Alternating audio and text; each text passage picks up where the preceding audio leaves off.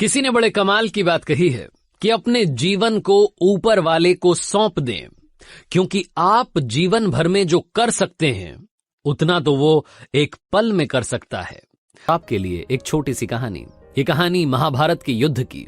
युद्ध के प्रारंभ होने से पहले युद्ध भूमि को तैयार किया जा रहा था। कुरुक्षेत्र की भूमि को समतल बनाया जा रहा था, पेड़ों को हटाया जा रहा था। उस युद्ध भूमि का मुआयना करने के लिए एक दिन पहले, निरीक्षण करने के लिए भगवान श्री कृष्ण और उनके मित्र धनुर्धर अर्जुन पहुंचे। वो मुआयना कर रहे थे, देख रहे थे तैयारी किस तरीके से चल रही है। तभी एक चिड़िया उड़ती उड़ती आई और भगवान श्री कृष्ण के पास आकर के बोली कि भगवान, मुझसे क्या गलती हो गई?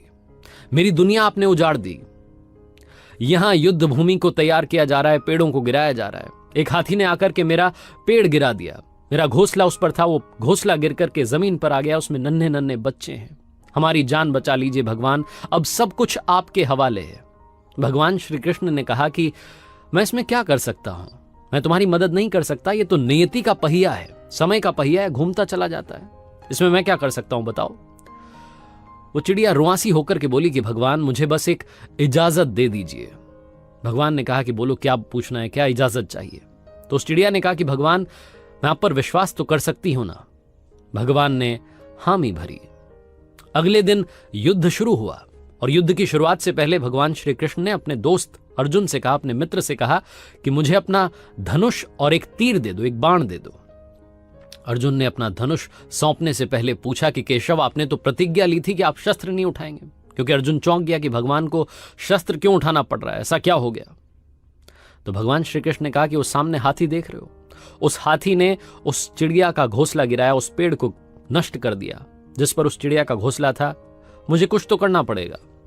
अर्जुन समझ गया। भगवान श्री कृष्ण ने वो धनुष लिया, एक तीर छोड़ा, लेकिन ये क्या, वो तीर जाकर के हाथी को लगा ही नहीं। उसके गले में जो घंटी लटकी थी उस पर जाकर के लगा और वो घंटी नीचे जमीन पर गिर गई। अर्जुन हंसने लगा और कहने लगा कि माधव, आपसे नहीं हो पाया, मुझे मौका दीजिए। 1 मिनट में उस हाथी को नष्ट कर दूंगा, खत्म कर दूंगा। भगवान ने कहा कि नहीं नहीं, हो गया, बस इतना काफी था। अर्जुन ने भी ज्यादा सवाल जवाब नहीं किए। 18 दिन तक युद्ध चला और उसके बाद में जब पांडवों की जीत हुई तो एक बार फिर से उस मैदान को साफ किया जा रहा था, क्योंकि काफी युद्ध के बाद में जो नुकसान हुआ था, बहुत सारा सामान वहां गिरा पड़ा था। साफ सफाई चल रही थी। भगवान श्री कृष्ण एक बार फिर से अपने दोस्त, अपने मित्र अर्जुन के साथ में उसी भूमि का मुआयना करने के लिए निकले और अर्जुन से कहा कि एक काम कीजिए मेरे सखा, रथ से उतरिएगा और आग जाकर के नीचे वो जो घंटी रखी उसको हटा दीजिएगा। अर्जुन चौंक गया कि हमने युद्ध जीत लिया है, हम इतने महान बन चुके हैं और ये मुझे एक घंटी उठाने के लिए, युद्ध भूमि की साफ सफाई करने के लिए कह रहे हैं। लेकिन जानता था भगवान है, कुछ भी कह सकते हैं।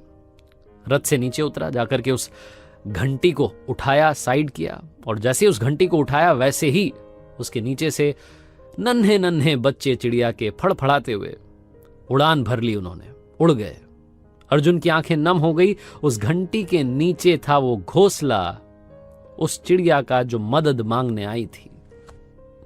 18 दिन के युद्ध में वो चिड़िया और उसके बच्चे सुरक्षित रहे, क्योंकि घंटी वहां पर उनका सुरक्षा कवच बनकर आ चुकी थी।